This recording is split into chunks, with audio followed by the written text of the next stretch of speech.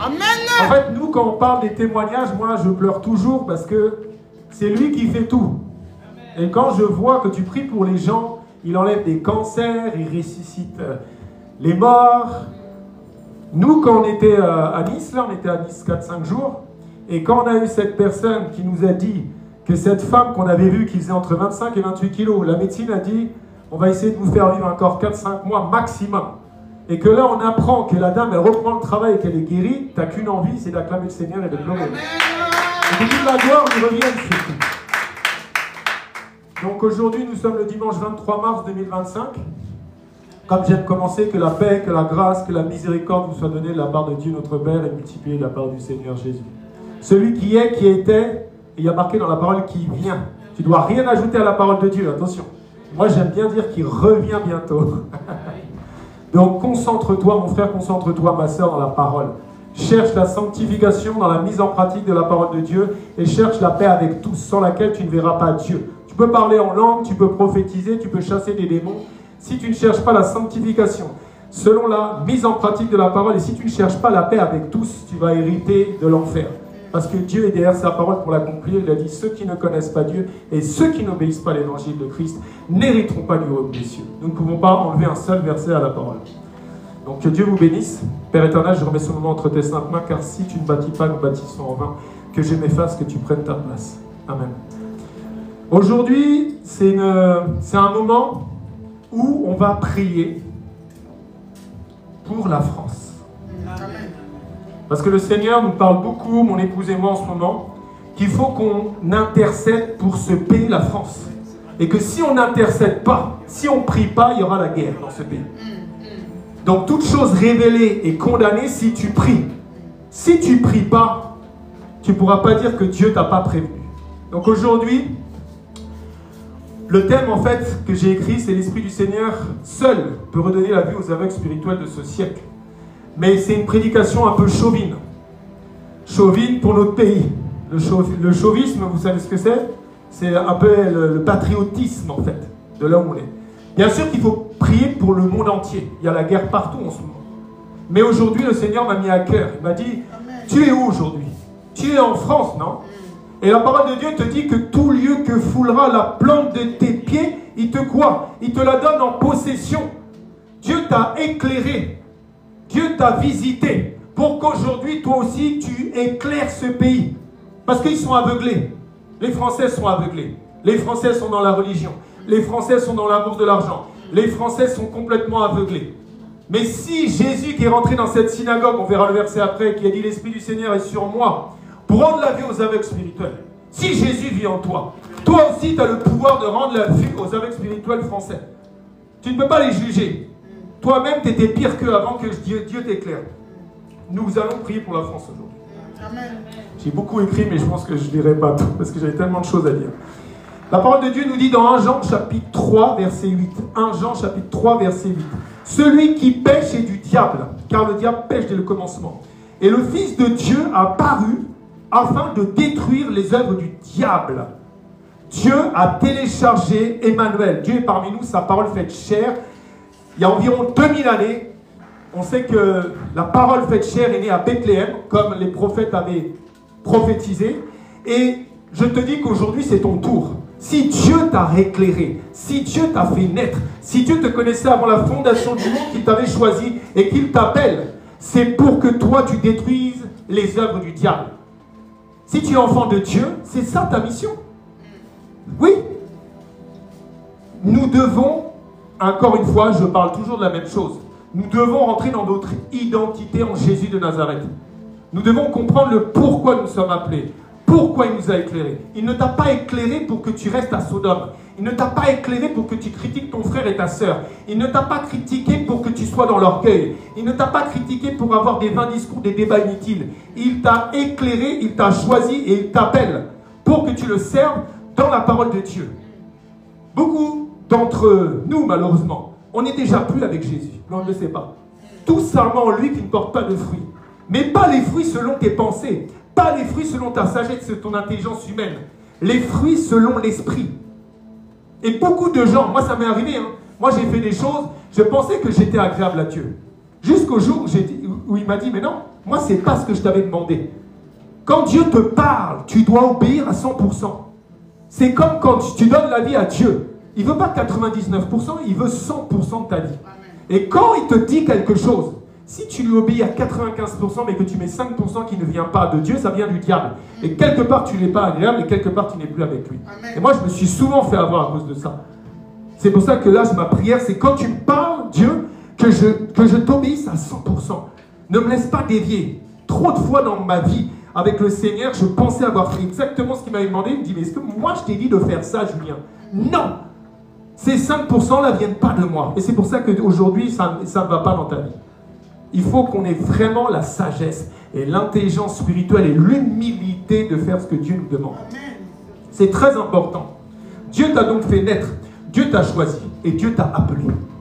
Maintenant, si tu veux être un élu aux noces de l'agneau, tu dois faire exactement ce que Dieu te dit. Dans sa parole, mais aussi quand il te conduit. Parce que tu ne peux pas dire que Dieu ne te prévient pas. Dieu prévient toujours ses serviteurs de ce qui vont arriver. C'est clair, non? Soit tu as fait un songe. Moi, au début de ma conversion, Dieu m'avait montré des choses. Mais j'étais mal entouré. Je n'avais pas cette femme que j'ai aujourd'hui à mes côtés. Je faisais des songes, mais Dieu me montrait que j'étais dans l'erreur. Qu'un sorcier était en train de complètement détruire ma vie. Mais je ne comprenais rien. J'avais fait un songe. Je ne savais même pas qu'il fallait que je prie pour avoir la révélation de ce songe. Et personne ne m'a expliqué ça. Du coup, je me suis vautré. Mais comme tu n'imagines même pas. Quand Dieu te donne un songe, demande la révélation du songe. Pas selon ce que les gens vont te dire autour, selon ce que Dieu va te révéler. Parce que si tu donnes le songe à quelqu'un, je prends un exemple, je prends le frère Théo, je prends la sœur Glavina, je prends Khadija, je prends le frère Loël, et je dis, j'ai fait un songe, je vais avoir 5 versions différentes. C'est clair. Amen. Jamais ils disent la même chose. Donc Dieu, révèle-moi ce que tu as voulu me dire. Je veux la révélation selon ce que toi tu m'as donné. N'écoutez pas les gens, écoute la voix de Dieu. On priera pour la France parce que on était à Nice, on a passé 5 jours, on est rentré hier soir.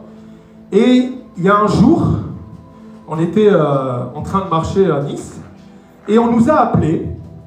Et puis on nous a dit hey, Fifi, Julien, vous avez vu Macron, il commence à dire qu'il va envoyer des choses et tout, qu'il risque d'y avoir la guerre, il va nous envoyer un manuel, je sais pas, de 20 pages, d'avoir les trucs de survie, tout ça. Ça c'est bruit de guerre. Guerre. 1 heure plus tard, on rentre dans un magasin, là carrément on se prend un tremblement de terre. Et ça m'a trop fait penser à Matthieu 24. Il y aura des guerres, il y aura des bruits de guerre, il y aura des famines et des tremblements de terre. Frères et sœurs, mettez-vous en ordre avec le Seigneur. Fuyez le monde. Jésus revient bientôt. Hein. Ce n'est pas des blagues. Il use de patience avec nous là.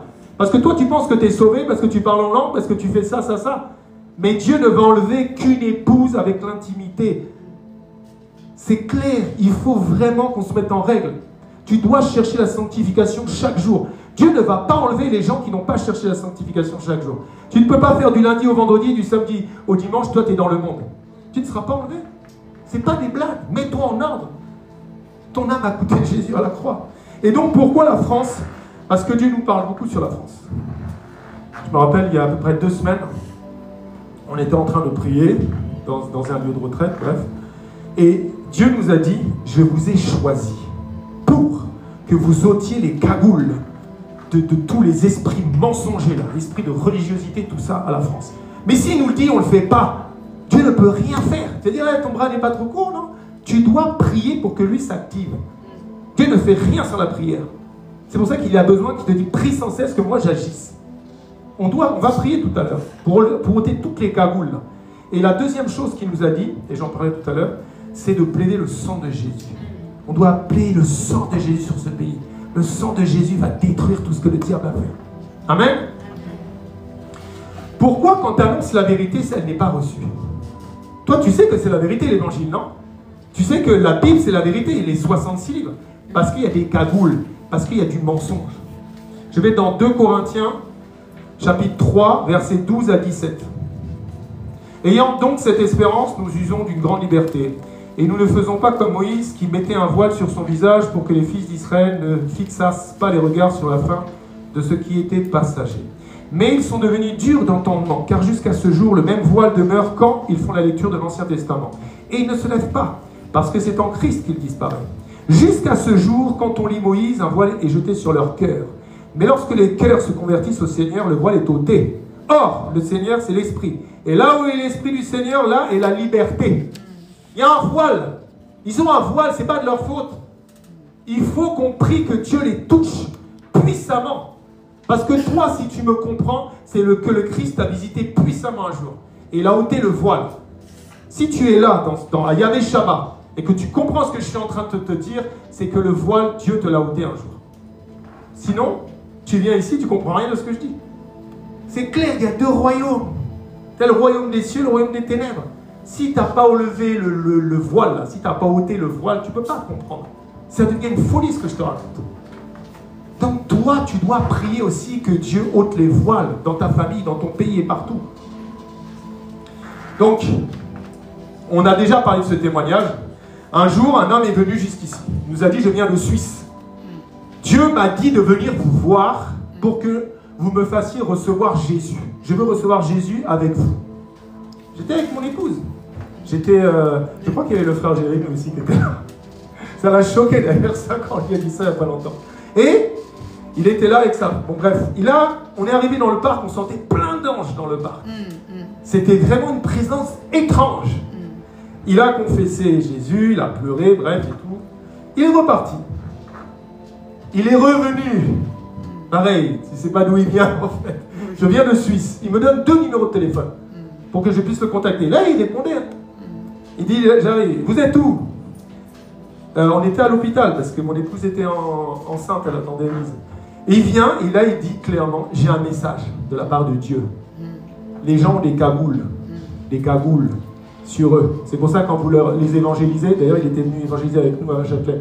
Quand vous les évangélisez, quand vous leur parlez de moi, ils ne peuvent pas comprendre. Déjà, prier, d'ôter les cagoules avant, évangéliser et après, reprier, ôter ces cagoules. Ok? Il repart. Et là, il disparaît. Il faisait que pleurer aussi. Il faisait que pleurer. Parce que c'était Jésus qui est venu nous voir physiquement. Il a disparu de la surface de la terre. Et Dieu nous a dit, il n'y a pas très longtemps d'ailleurs, il m'a dit, c'est moi qui m'étais déplacé. Parce que je pleure les âmes, je pleure les aveuglés qui vont en enfer tous les jours. C'est pour ça que Dieu nous dit d'ôter les cagoules, mon frère, ma soeur. Quand tu as du temps, tu pries dans ce sens. Tu dis, Seigneur, ôte les cagoules dans ma famille, ôte les cagoules. Tu vis peut-être dans un immeuble. Ils sont cagoulés. Toi, tu les vois comme ça physiquement. Mais si Dieu te montre leur visage spirituellement, tu vas voir, ils ont une cagoule tous. Cagoule d'une religion, cagoule de je ne sais quoi. Tu dis, chante, tu peux intercéder. Tu es dans l'ascenseur. Tu intercèdes, tu dis pas ça à voix haute parce que sinon il va... Allez, j'ai ôte ta cagoule. Il va dire, il n'est pas bien, le monsieur là. Non, tu intercèdes. Tu dis, nom de Jésus, toutes les cagoules que Satan a mis sur cette personne, Seigneur, j'ôte. Tu vois? Et tu vas voir. Dieu va agir à travers tes prières. Moi, j'aime bien parler de l'apôtre Paul. Saül de Tarse, il était sûr à 100% que ce qu'il faisait était bien. C'est pour ça qu'il avait un zèle pour les ancêtres, pour les traditions. Mais quand il a été éclairé en allant à Damas, c'est ce qu'on a lu dans 2 Corinthiens 3, 12, 17, il a un voile qui a été ôté. Il est devenu aveugle physiquement pour voir spirituellement. Et c'est là qu'il a compris qu'il était dans l'erreur. Mais tant qu'ils n'ont pas une vraie rencontre avec Jésus, ils pensent qu'ils sont dans le bon. Que tu sois musulman, catholique, bouddhiste, hindouiste, tout ça, ils pensent que c'est bien et que s'il y a un ciel, vu qu'ils suivent, mais ils suivent l'enfer. C'est pour ça que tu dois prier, mon frère, ma soeur. Amen. Amen. Je lis Exode chapitre 34, versets 33 à 35. Lorsque Moïse eut achevé de leur parler, il mit un voile sur son visage. Quand Moïse entrait devant l'Éternel pour lui parler, il ôtait le voile jusqu'à ce qu'il sortît. Et quand il sortait, il disait aux enfants d'Israël ce qui lui avait été ordonné. Les enfants d'Israël regardaient le visage de Moïse et voyaient que la peau de son visage rayonnait. Et Moïse remettait le voile sur son visage jusqu'à ce qu'il entrât pour parler avec l'Éternel. Il faut qu'on arrive à cette dimension. Amen. Il faut que les gens ils te voient comme Moïse. Parce que moi, quand Jésus est venu dans ma vie, d'ailleurs le jour où j'ai rencontré Jésus, j'étais avec mon fils Antoine que là. Le jour où j'ai entendu la voix de l'Éternel, la même voix qu'a parlé à Abraham, qu'a parlé à Isaac, qu'a parlé à Jacob, j'étais là. Il y avait, je ne sais plus, 300, 400 personnes. La voix était tellement puissante que moi j'ai dit, mais l'Europe entière a entendu la voix. Mais Dieu, il parle au cœur. Il parle dans nos cœurs. Et directement, j'ai compris que j'avais été voilé pendant 41 ans. Pourtant, il y a des trucs, je croyais, j'étais sûr que c'était vrai, en quoi je croyais, j'avais mis ma confiance. C'est pour ça que tu dois comprendre pourquoi ils ne reçoivent pas l'évangile. Ne te fatigue pas, tu plantes, tu arroses, mais va faire croître dans la prière que la main de Dieu fasse. Tu comprends pas? Tu comprends comment ça fonctionne? Moi, j'ai dégoûté des gens de Jésus à force de les évangéliser. Je croyais que c'était moi qui allais les sauver. J'ai évangélisé, je me rappelle, j'ai évangélisé un monsieur, j'exagère pas, j'ai dû l'évangéliser 2 ou 3 000 heures. Même tellement que je ne comprenais pas. À un moment donné, je ne l'ai pas agressé, mais je lui ai dit, allez, parlez en langue. Maintenant. Il a commencé à... Ça vous fait plaisir? Ah, ça y est. Non, toute la gloire revient à Dieu. Amen. Jamais il partagera sa gloire. C'est pour ça d'ailleurs, il faut faire attention. Quand, vous savez pourquoi l'orgueil vient vite? Parce que tu crois que 1% de ce que tu fais, c'est grâce à toi. 0. Déjà, c'est Dieu qui t'a renouvelé le souffle de vie. Moi, des fois, je vois aussi quand je fais des lives TikTok.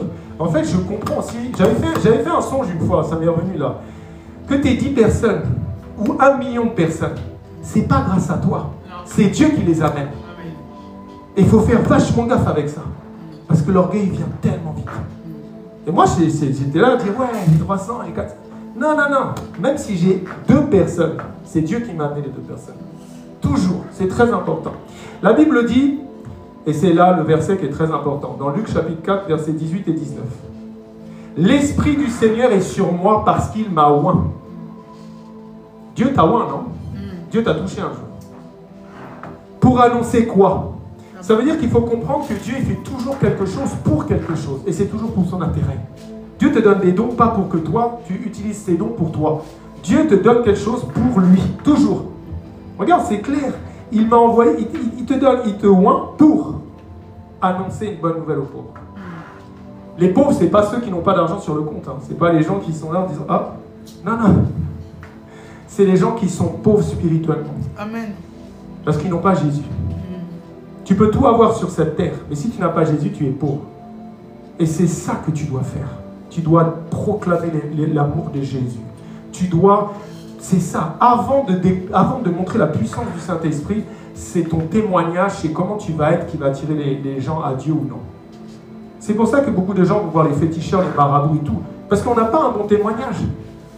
On a trop de haine, on a trop de jugement, on a trop de... Il faut déclarer l'amour de Jésus. Et après, il y a la puissance du Saint-Esprit. Donc, pour annoncer une bonne nouvelle aux pauvres, il nous a envoyés. Parce que tu es enfant de Dieu, tu es fils et fille de Dieu, si tu es là. Je pense. Hein. Il t'a envoyé, il m'a envoyé, il nous a envoyé. Pourquoi? Pour guérir ceux qui ont le cœur brisé. Tu dois savoir écouter les brebis qui sont maltraitées. Tu dois savoir passer du temps. Pour proclamer aux captifs la délivrance. Parce que tant, écoutez bien ce que je vais vous dire, tant qu'ils n'ont pas rencontré Jésus, et je ne te parle pas d'une religion encore une fois, aucune religion ne sauve sur cette terre, je te parle d'une relation. Moi je me rappelle quand j'ai rencontré Jésus, c'était le 27 novembre 2016, quand j'ai entendu sa voix, quand il a fait tomber 40 ans de dépression, 20 ans de médicamentation et 41 ans de mensonges dans lesquels j'avais mis ma confiance. Et quelques mois après, j'avais prié pour mon fils. Pareil, il a été éclairé par le Christ. Mais moi, c'est Dieu qui l'a attiré à lui. Vous comprenez ou pas? C'est impossible d'aller à Dieu s'il ne t'attire à lui. C'est impossible. Et donc, tant qu'ils ne sont pas touchés par Jésus, ils sont dans une prison. Une prison spirituelle démoniaque. Mais ils ne le savent pas, comme Saul de Tarse. Saul de Tarse ne savait pas qu'il était en prison. C'est pour ça qu'on va prier beaucoup pour la France, là. Je vais accélérer. Pour proclamer aux captifs la délivrance et aux aveugles, justement, le recouvrement de la vue. Pour renvoyer libres les opprimés, pour publier une année de grâce du Seigneur. Vous savez, la plupart des gens sont aveugles, mais ils ne le savent pas. Ils sont aveuglés spirituellement. Mais toi, si tu les juges, tu n'as rien compris. Parce que quand Jésus est venu dans ta vie, tu étais autant, voire plus aveuglé qu'eux. Moi, j'étais complètement aveuglé. Moi, je crois aux extraterrestres, je dis, ouais, je vais me réincarner. Oh, ben tiens, moi, j'aime bien les oiseaux, je vais me réincarner en oiseau. Tu vois, j'y croyais à tout. Oui. Ah oui, moi, j'ai cru en plein de trucs. Ah, moi, je suis quelqu'un de sympa. S'il y a quelque chose après, voilà. De toute façon, j'ai 7 vies comme des chats. Tu vois, je croyais en tout et n'importe quoi. Quand Jésus est venu dans ma vie, directement, très rapidement, j'ai compris, il n'y a qu'un seul Dieu, il y a l'œuvre de la croix, je ne suis pas là depuis longtemps, l'homme n'est pas là depuis longtemps, Et quand j'ai commencé en plus à méditer la parole, j'ai dit, ah, il est réservé à l'homme de mourir une seule fois, après quoi vient le jugement. Ah oui, ben, de toute façon, je sais que si je n'ai pas cru en Jésus, que je l'ai confessé de mon vivant, de toute façon, le jugement, s'il n'y a même pas de jugement, je vais directement en enfer. Ça a été automatique, en fait. Dieu m'a éclairé. Je ne suis pas allé à Damas, et c'est pareil que Paul. C'est Dieu qui est venu dans ma vie comme ça. Il m'a éclairé directement. Alors bien sûr, imagine que tout mon entourage m'a pris pour un fou. Tu parles jamais de Jésus, puis du jour au lendemain, tu parles de Jésus du matin au soir. Dis, il a pris un extra de trop, le gars. C'est clair. 2 Corinthiens chapitre 4, versets 3 et 4. 2 Corinthiens chapitre 4, versets 3 et 4. Si notre évangile est encore voilé, il est voilé pour ceux qui périssent, pour les incrédules dont le Dieu de ce siècle a aveuglé l'intelligence, afin qu'ils ne vivent pas briller la splendeur de l'évangile de la gloire de Christ, qui est l'image de Dieu. C'est pour ça que, encore une fois, tu ne peux pas juger. Ils sont voilés. Moi, quand vous allez sortir, là, je vais en prendre 2 et je vais vous mettre mon pull comme ça devant les yeux. Je vais dire, va jusqu'à la porte. Tu vas voir, tu vas te prendre le poteau, tu vas marcher sur Guillaume, parce que tu seras voilé. Mais spirituellement, ils sont voilés. Ça veut dire qu'ils sont dans les voies qui mènent alors à la perdition. Mais ils ne le savent pas. Parce qu'on ne prie pas assez. Parce qu'on ne reflète pas assez la gloire de Dieu. Il y a du boulot, les gens. Il y a du boulot, les frères et sœurs. Il y a du boulot. Mais on doit avoir sagesse, intelligence et humilité. Parce que Dieu t'aime tant que quand il voit... Moi, je suis tombé à cause de l'orgueil il y a 4-5 ans. Ah, tu m'étonnes, moi qui avais souffert du rejet, de l'abandon, qui avait besoin... Du jour au lendemain, je me retrouve, je me balade dans les rues, les gens y tombent, mon nom guérit tout le monde. J'ai dit, waouh, je suis Superman. Non, c'est Dieu qui est Superman en moi. Et je suis tombé à cause de l'orgueil. L'orgueil précède la chute. Blaguez pas avec l'enfer. Hein. Pour les incrédules dont le Dieu de ce siècle a aveuglé l'intelligence. C'est le diable qui a fait ce boulot-là. Vous croyez que les musulmans, vous croyez que les religieux, ils sont pas sûrs que ce en quoi ils croient, c'est la vérité, c'est le bon truc? Si. Bien sûr que oui. Mais ils ont été voilés par le prince de ce monde. On va... Ouais, Satan là. C'est mal barré aujourd'hui. Amen. On va ôter des cagoules. Amen. Ah oui, toi tu les as mises. Mais moi j'ai Jésus, mon frère et ma soeur, il a Jésus en lui. Amen. Toi, tu es plus petit que nous. Parce que celui qui vit en nous est plus puissant que celui qui vit dans le monde. Toi, tu as mis les cagoules. Moi, je vais les enlever. Parce que Dieu m'a donné la révélation. Jésus, on l'a croisé avec mon épouse dans un parc. Et il nous a dit ôtez les cagoules. Et on va les ôter dans nos familles. Ah oui, moi, je veux voir toutes vos familles ici. Hein. C'est pour ça qu'on cherche une nouvelle salle. Amen. Parce que là, imagine, vous venez tous à 5 bientôt. Ah, attends, on va les mettre où, les gens? Ah oui.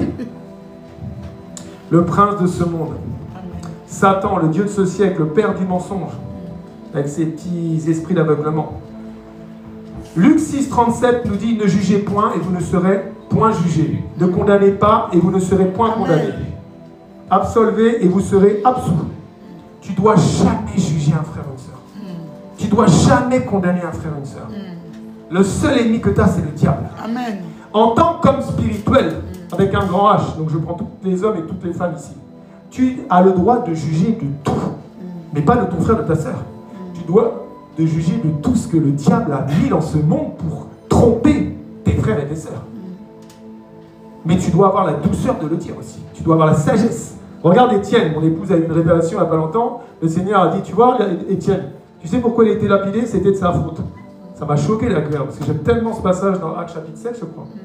Et il n'a pas été sage. Il avait bien commencé dans son discours. D'ailleurs, si tu veux avoir un résumé de la Bible, tu lis le discours d'Étienne. Ah oui, rempli du Saint-Esprit. Franchement, tu as tout. Hein. Si tu as des fois des doutes, il a Théo, Abraham, Isaac, c'est quoi, il a fait quoi, Jacob. Juste en quelques lignes, tu as un bon résumé. Mais après, ils étaient en colère. La colère, c'est dangereux. Il a dit, ouais, vous avez tué tous les gens, tous les prophètes, c'est de votre faute. Tu vois, c'est là qu'il l'a. Parce que sinon, il ne l'aurait pas lapidé avant. C'était tellement puissant. Le Saint-Esprit parlait à travers sa bouche. Après, c'est la colère qui a pris le dessus. Et il a commencé à l'écrire, à dire, ouais, vous êtes comme les autres, vous êtes nuls, c'est vous qui avez tué tout le monde. Et c'est ça. Donc, sagesse et intelligence. Ne jugeons pas. Comme je disais tout à l'heure, et j'en ai parlé plusieurs fois, l'autre fois j'étais dans la rue il y a quelques mois, et le Seigneur m'avait parlé des prismes. Parce que si tu mets un prisme devant tes yeux, tu ne vois pas bien. Tu vois, ça me donne même des vertiges. Et il m'avait dit, le diable a mis des cagoules et il a mis des prismes dans le monde. Il y en a plein. Prisme. J'ai dit quoi, Seigneur? Prisme de quoi? Prisme. Il me dit athéisme, alcoolisme, bouddhisme, hindouisme, islamisme, catholicisme, égoïsme, racisme, antisémitisme, satanisme. Tout ça, c'est des prismes qui aveuglent les gens. Et Satan, nous, on va enlever toutes les cagoules. Parce que la lumière du monde, c'est Jésus. Mais toi, tu es la lumière du monde aujourd'hui puisque Jésus vit en toi. N'oublie jamais quelque chose. Quand tu deviens enfant de Dieu, Dieu devient ton Père. Et Jésus-Christ devient qui s'il est fils de Dieu? Devient ton grand frère. C'est pour ça que j'aime cette femme qui avait témoigné en disant il y a des démons qui étaient rentrés chez elle, qui avaient commencé à vouloir, tu vois, l'effrayer, lui faire peur. Elle a juste dit, hey, vous voulez que j'appelle mon grand frère? Ils sont tous barrés. Hein. Ah oui. Un jour, j'étais aussi, on était à Nice encore, tu te rappelles, il y a 2 ans. Et j'avais appelé la sœur Marie-Paul. Et Dieu m'avait fait une révélation. Nous, on chasse des esprits impurs. D'accord? Et puis le Seigneur me dit, c'est quoi votre hymne national? Ça aussi, là, c'est pour ça qu'on va prier le sang de Jésus. C'est quoi votre hymne national? C'est la Marseillaise, ok? Et nous, on est là à dire au nom de Jésus, esprit méchant, là, esprit impur, quitte. Mais quand tu chantes, parce que n'oublie pas que la lumière, soit la lumière fut, c'est passé par la bouche de Dieu. Mais aujourd'hui, que ce soit le diable ou Dieu, il fait tout par ta bouche. Et dans l'hymne national, je pense que tu connais, hein, je ne vais pas te le réciter, hein, mais je vais juste prendre un passage. Il dit quoi? Qu'un sang impur. Tout est bien. Ça, abreuve nos sillons. Et en plus, c'est dans le refrain. C'est pas dans les couplets, c'est dans le refrain. C'est une malédiction terrible pour notre pays, la France. Alors quand tu es là, tu as gagné la Coupe du Monde 98 et tu as des 15-20 millions de personnes imagine le nombre de démons là. Ils étaient tous dans les autres continents, ils les ont tous ramenés sur la France. Ben oui. Qu'un sang impur abreuve nos sillons, frères et sœurs. Le sang impur, c'est des démons impurs, c'est des esprits impurs qu'à chaque fois qu'on chante ça. Et puis finalement, je ne vais pas appeler Emmanuel Macron pour changer l'hymne national. Ils vont me dire, il est gentil l'évangéliste. Mais c'est juste pour te dire que ce qui sort de ta bouche, c'est dangereux. Et quand on voit dans Psaume 129.3, Psaume 129.3, lui, qu'est-ce qu'il a dit, Jésus? Il a dit, des laboureurs ont labouré mon dos. Tu connais la suite? Ils y ont tracé de longs sillons. Et nous, on appelle des sangs impurs qui abreuvent nos sillons. Tu vois jusqu'où le diable, il est rusé? Quel esprit, moi je te dis, quel esprit a animé Claude Joseph Rouget de Lille pour écrire la Marseillaise? Non, mais c'est ça, quel esprit, bien sûr. Au nom de Jésus, Seigneur, la Marseillaise. Je continue. Donc tout ce qui sort de ta bouche a une influence dans le monde spirituel. C'est pour ça que j'avais même réécrit la chanson, moi, pour m'amuser avec la sœur Marie-Paul. Et on avait dit qu'un sang pur abreuve nos familles. Tu vois? Et ça marche. Amen. Encore une fois, tu ne peux pas condamner ton frère, tu ne peux pas condamner ta sœur. Et comme j'aime dire, il n'y a que 2 royaumes. Donc tant qu'ils ne sont pas éclairés par le Christ, ils sont très facilement utilisés par le diable. Mais n'oublie pas que même les enfants de Dieu, même ton frère et ta sœur en Christ, Satan peut l'utiliser. N'oublie jamais que Jésus, après avoir dit à Pierre, mais c'est une révélation que tu as eue du Père, que je suis le Fils de Dieu, très peu de secondes après, ou minutes, on ne sait pas, il a dit quoi? Arrière de moi, Satan. Il faut toujours faire très attention.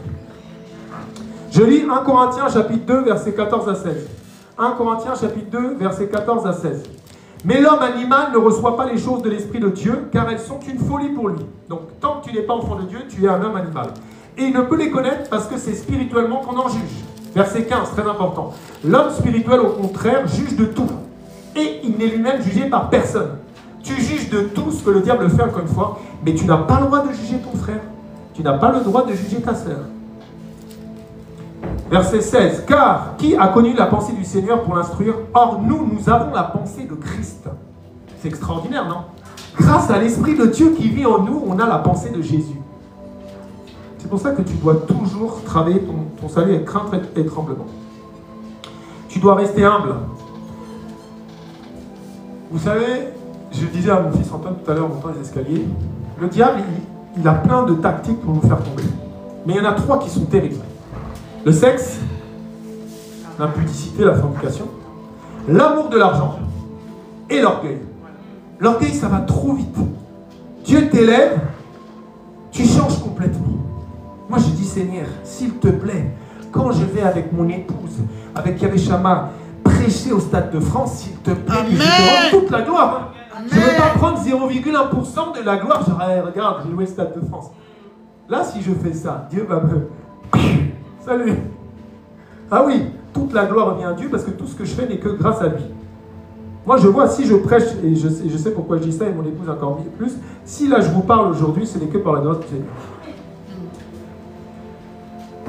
1 Corinthiens 1,18 nous dit « Car la prédication de la croix est une folie pour ceux qui périssent, mais pour nous qui sommes sauvés, elle est une puissance de Dieu. » Pourquoi? Parce que quand tu es un religieux, tu peux croire en Jésus, mais tu ne crois pas en ce que Jésus a dit. Ou tu ne crois pas en ce que la parole de Dieu te dit que tu peux faire.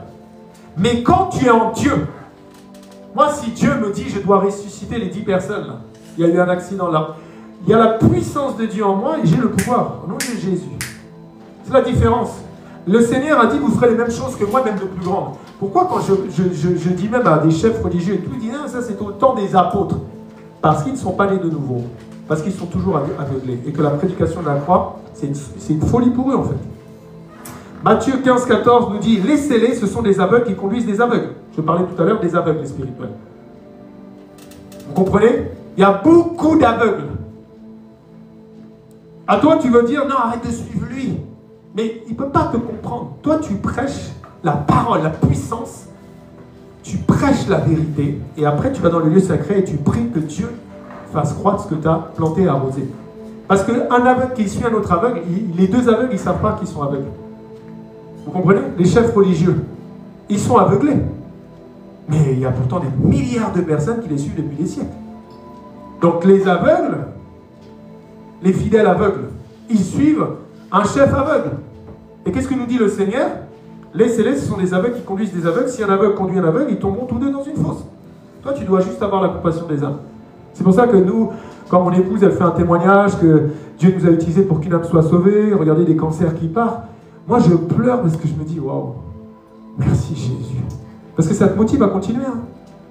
T'imagines, on allait en Afrique du Sud. Dieu nous a utilisés. C'est lui, enfin, il nous a utilisés. Je suis un instrument. Moi, j'ai rien fait. Moi, j'ai juste prié. Mais regarde, des cancers qui partent. T'imagines, tu vois une femme quand elle nous a reçus, parce qu'il parle en anglais là-bas, elle nous a dit, la médecine, je crois que c'était 5 mois. Me laisse 5 mois maximum. S'il vous plaît, priez pour moi. Et le Seigneur nous a dit, priez mon sang sur elle. Le sang. Regarde, aujourd'hui, il y a 3 jours, on apprend. Moi, ça m'a fait pleurer. Cette femme, elle est reconstituée, elle va se remettre au travail.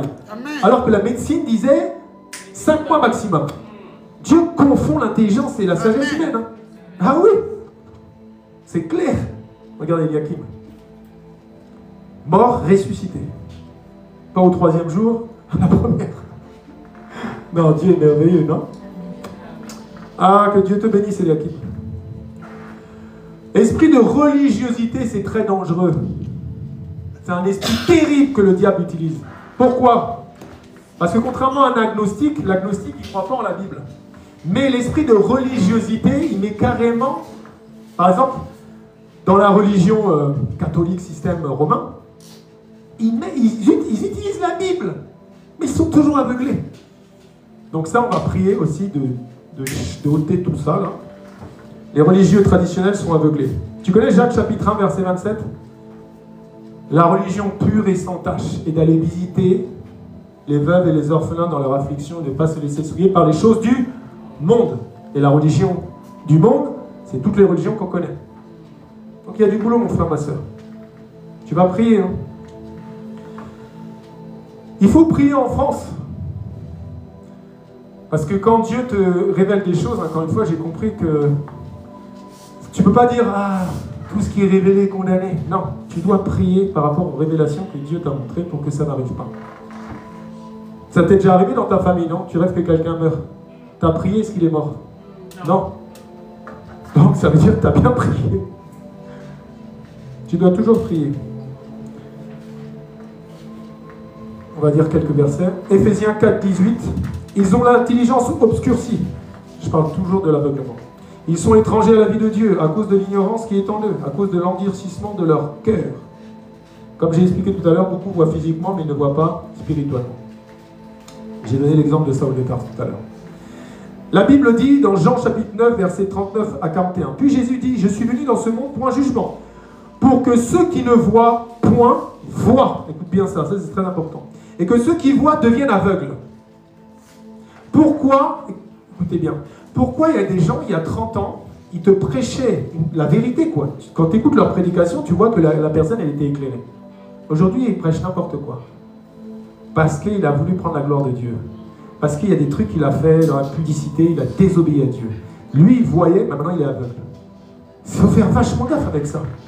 Les derniers seront les premiers seront les derniers. L'année dernière, je crois, non, il y a 1 an et demi, on a eu en espace d'une semaine 3 prophéties qui sont sorties par 3 responsables d'églises différents. Et ils ont dit, vous voyez là, les chrétiens là, qui sont là et tout à fond. Bah, Dieu nous a dit, il y en a beaucoup qui ne vont pas être sauvés. Et les musulmans, tous ceux qui étaient aveuglés, ils vont être sauvés au dernier moment. Ça veut dire qu'il faut qu'on fasse gaffe.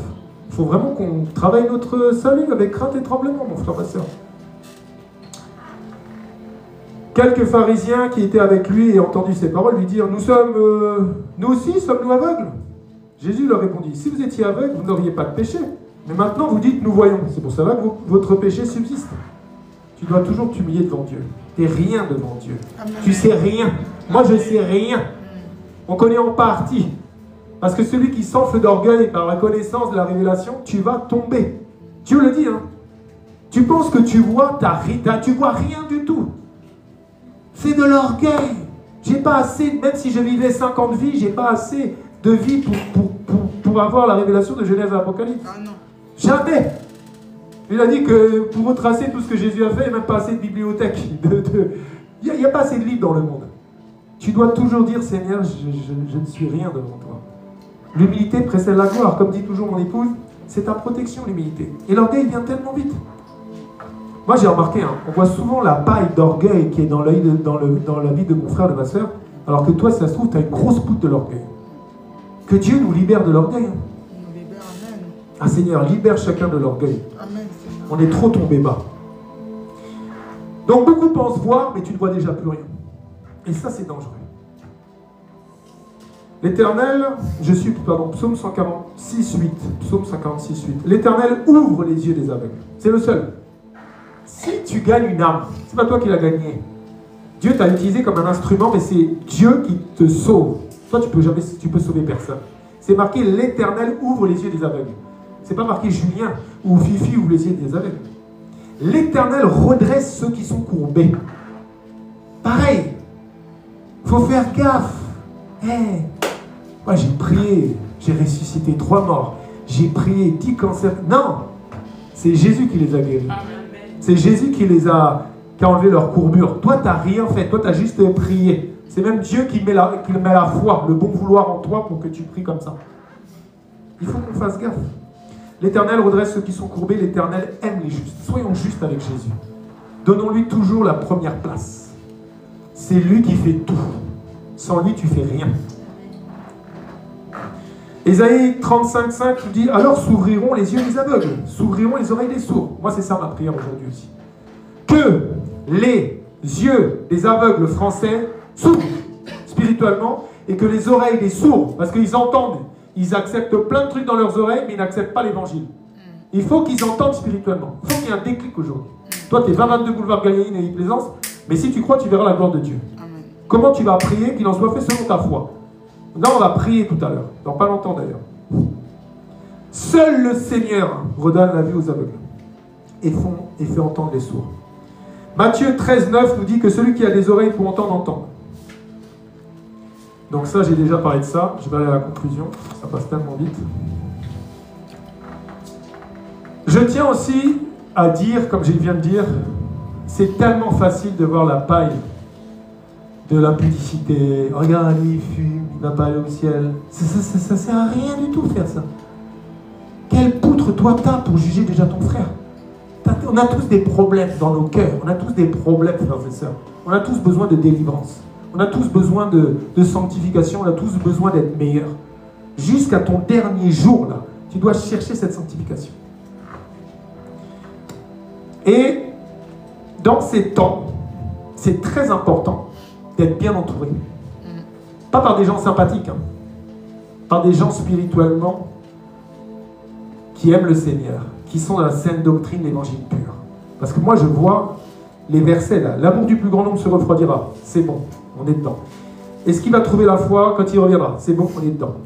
L'apostasie est à son comble. C'est bon, on est super dedans. L'apostasie est à son comble. Des doctrines démoniaques sont partout maintenant. Il est où l'évangile pur? Pourquoi on ne prêche plus la saine doctrine? Pourquoi pourquoi on ne remet pas Dieu à la première place? Pourquoi on ne prêche pas la vérité? La qualité, c'est mieux que la quantité. Moi, je préfère une qualité, même si on n'est que 4 ici, je préfère qu'on reste dans la qualité, frères et sœurs. C'est très important. Pourquoi? C'est pour ça que tu dois être bien entouré autour de toi au niveau de tes relations. Et la relation la plus importante, c'est Jésus, évidemment. Mais nous qui sommes hommes, nous qui sommes femmes, c'est ton mariage. Ne blague pas avec le mariage. Je t'en supplie. Moi, si vous me voyez là, c'est parce que j'ai une grande dame avec moi. Ah oui. Ah. Si elle n'était pas là, je ne serais pas là. Parce que c'est elle qui passe des nuits, des fois en sac poubelle, pendant des mois, à genoux. Vous ne la voyez pas, moi je la vois. Des fois, elle me fait peur. Même quand on part en vacances, des fois, je la retrouve en sac poubelle. Mais qu'est-ce que tu fais? On est en vacances 3 jours. Ah oui, non, il n'y a pas de vacances quand tu es enfant de Dieu. Tu sais, le diable, il y a un film là, Daredevil. Le diable ne s'arrête jamais, je crois. C'est ça? Donc toi, ne t'arrête jamais de prier. Même quand tu es en vacances, ne néglige pas la prière. Jamais. Donc c'est très important que tu aies un homme, que tu aies une femme à genoux à côté de toi. Sinon, mieux vaut que tu restes seul, l'apôtre Paul l'avait dit. Moi, et puis, quelqu'un à genoux dans l'Esprit de Dieu. Parce qu'il y a aussi, tu vois, je te fais pas un dessin, mais ils sont balèzes, les sorciers, les sorcières, les faux, ils passent beaucoup de temps à genoux. Je dis, Seigneur, c'est des vrais genoux, ça? Est-ce que c'est des vrais états d'âme? Je veux voir l'état d'âme. Ben oui. Parce que si tu te fais avoir dans ton mariage, t'es foutu. Je ne parle pas des gens qui sont déjà mariés. Je parle que toi, t'es chrétien, t'es enfant de Dieu. Ne te mets pas avec une femme parce qu'elle est jolie. Ne te mets pas avec un homme parce qu'il a de l'argent. Ne te mets pas avec je ne sais quoi parce qu'il est sympa, il t'offre des fleurs toutes les semaines. Non. Mets-toi avec l'homme et la femme que Dieu a décidé que tu puisses dire « Hey, ne séparez pas ce que Dieu a uni. » Moi, je sais, hein, je mets ma tête à couper que ce mariage que j'ai avec mon épouse, c'est Dieu qui nous l'a donné. Ah oui, ça, j'ai aucun doute. Parce que Dieu me l'avait montré en songe, j'ai dit « Qu'est-ce que c'est que ce songe bizarre, Dieu ?» Et puis, je suis tombé amoureux d'elle pendant qu'elle priait. Et elle est tombée amoureuse de moi pendant que j'évangélisais. Donc elle doit continuer à prier. Moi, je dois continuer à évangéliser. Ne blaguez pas avec le mariage. Ce n'est pas des blagues, frères et sœurs. Hey, ton âme a goûté Jésus à la croix. Hein. Ne blague pas avec qui tu vas passer ta vie. Hein. Conclusion. Tu dois beaucoup prier pour que le Seigneur puisse agir, puisse faire croître ce que tu as planté à arroser, parce qu'à lui seul, toute la gloire. C'est pour ça que là, on va prier. Et là, je te fais confiance. Je finis juste avec un verset pour la conclusion, et je commencerai avec un petit verset pour la prière. C'est ce que je dis. 1 Corinthiens, chapitre 3, versets 6 à 9. J'ai planté, Apollos a arrosé. Je pourrais dire, j'ai planté, mon épouse a arrosé. Mais Dieu a fait croître. Écoutez bien. En sorte que ce n'est pas celui qui plante qui est quelque chose. Tu dois toujours te rabaisser devant Dieu. Ni celui qui arrose, mais c'est Dieu qui fait croître. Toi, tu n'as jamais guéri un seul cancer, tu n'as jamais guéri un seul rhume. C'est Jésus qui fait tout. Celui qui plante et celui qui arrose sont égaux. Et chacun recevra sa propre récompense selon son propre travail. Car nous sommes des ouvriers avec Dieu. Vous êtes le champ de Dieu, l'édifice de Dieu. Amen. On va prier pour la France. Matthieu 18, 20 nous dit, car là où 2 ou 3 sont assemblés en mon nom, je suis au milieu d'eux. Jésus est là. Parce que toi, nous sommes assemblés pour faire quoi ici? Nous sommes assemblés dans le nom de Jésus. Nous ne sommes pas venus ici pour autre chose. On va prier, on va demander au Père dans le nom du Seigneur Jésus de déverser son esprit de vérité sur toute chair en France. On va demander d'ôter les cagoules que Satan leur a mises avec violence. Là, tu peux te mettre debout et tout. Hein. C'est une prière. Sois fervent pour ta famille, sois fervent même pour tes ennemis, pour la France. On peut se lever. Les gens, ils se lèvent pour la France. Une minute de silence, je ne sais quoi. Quand on gagne le foot, tout le monde est là à se lever. Lève-toi pour les âmes. On va prier aussi que le sang de Jésus coule sur ce pays. Parce que ils ont prié assez d'années un hymne satanique, on va dire. On va prier que le sang de Jésus coule dans ce pays. Amen.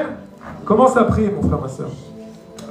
Père éternel, le Dieu de gloire, le Dieu d'Abraham, le Dieu d'Isaac, le Dieu de Jacob. Tu as dit que là où 2 ou 3 sont réunis, rassemblés, assemblés en ton nom, tu es au milieu d'eux. Seigneur, nous voici devant toi, Jésus. Tu as dit la prière du juste est efficace. Et le juste, c'est toi, Jésus, qui vis en nous. Père, nous te prions et nous te supplions. Nous pleurons pour que tu aies ôté toutes ces cagoules de la religiosité, des mensonges, de tous les prismes du monde, du prince de ce monde. Nous les ôtons. Nous ôtons toutes les cagoules dans nos familles, dans nos quartiers, dans notre pays, la France, du sud au nord, de l'est à l'ouest. Au nom de Jésus, j'ôte les cagoules avec mon frère. J'ôte les cagoules avec ma soeur qui empêchent les gens de recevoir l'évangile. On prie mon frère, prie ma soeur, au nom de Jésus. Au nom de Jésus. Au nom de Jésus. Seigneur, tu as dit que tu es venu pour détruire les œuvres du diable. Tu m'as choisi pour détruire les œuvres du diable. Par nos prières, détruis tous les prismes du prince de ce monde. Éclaire nos frères, éclaire nos sœurs, éclaire nos frères musulmans, éclaire nos sœurs religieuses. Éclaire tous les frères et les sœurs ici en France. Au nom de Jésus. Au nom de Jésus. Père éternel, je plaide le sang de Jésus. Je plaide le sang de Jésus. Que le sang de Jésus, qu'une vague du sang de Jésus, coule de l'ouest à l'est, coule du nord au sud. Au nom de Jésus. Que le sang de Jésus, que le sang de Jésus purifie ce pays. Que le sang de Jésus détruise les œuvres du diable en France. Au nom de Jésus, tu as dit que tout lieu que foulera la plante de nos pieds, tu nous la donnes en possession. Seigneur, nous prenons la possession dans le nom de Jésus-Christ, l'homme de Galilée, le Nazaréen. Nous prenons la possession de la France. Au nom de Jésus, nous te chassons, Satan. Nous te chassons de la France. Au nom de Jésus. Au nom de Jésus. Au nom de Jésus. Nous avons le pouvoir contre toi, Satan. Au nom de Jésus, je proclame et je décrète que la France va connaître la vérité, que la France va connaître Jésus. Que la France est pour Jésus. Que toutes les ténèbres dégagent par la lumière de Jésus, par la lumière du monde. Au nom de Jésus, je chasse la guerre, je chasse les bruits de guerre ici en France. Au nom de Jésus, au nom de Jésus. Au nom tout puissant de Jésus, Seigneur, nous prenons la possession de la France en ton nom, Jésus, dans nos familles, dans nos quartiers, dans tous les villages, dans les villes. Au nom de Jésus, tu n'as aucune autorité. Nous avons le pouvoir de marcher sur toute ta puissance, Satan. Et je proclame et je décrète avec mon frère, avec ma soeur, avec mon épouse, que la France appartient à Jésus-Christ de Nazareth.